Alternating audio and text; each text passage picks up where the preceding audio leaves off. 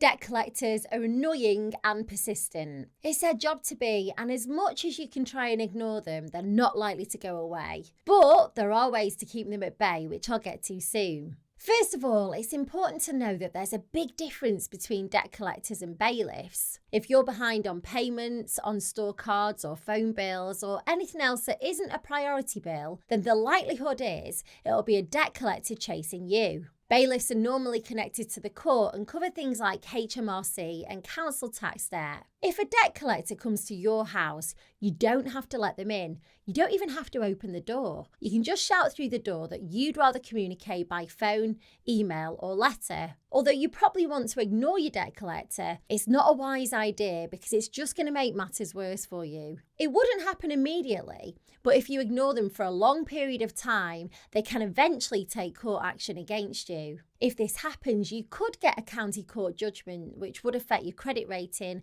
and would mean you'll spend even more money on court fees. Here's what you need to do when they contact you. First of all, they need to prove that the debt belongs to you. That's their job, and it might buy you some time to work out what to do. If the debt is yours, then the next step is to work out how to pay it. Once you've got something in place, they'll leave you alone. Luckily, you don't have to pay all the debt off at once, and the other good news is that if you're financially struggling, there are options that could help.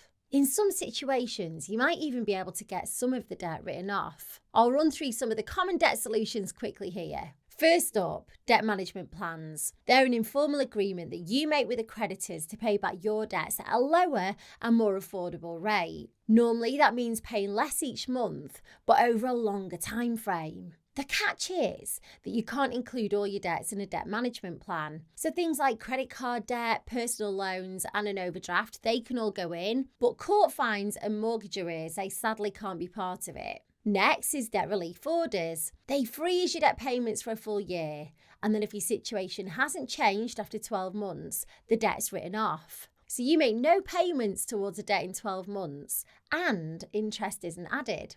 Pretty good, right? Sadly, debt relief orders have strict eligibility criteria. So, for example, you can't own anything of significant value like a house, and you can't have more than £2,000 in savings. Another option is offering a final settlement. If you happen to have access to a large lump sum, then you can offer that to the debt collectors or the creditors they work for. It might not be for the full amount that you owe, but sometimes they'll be willing to write the remaining debt off because you'll be saving them the time from chasing you down for payments each month.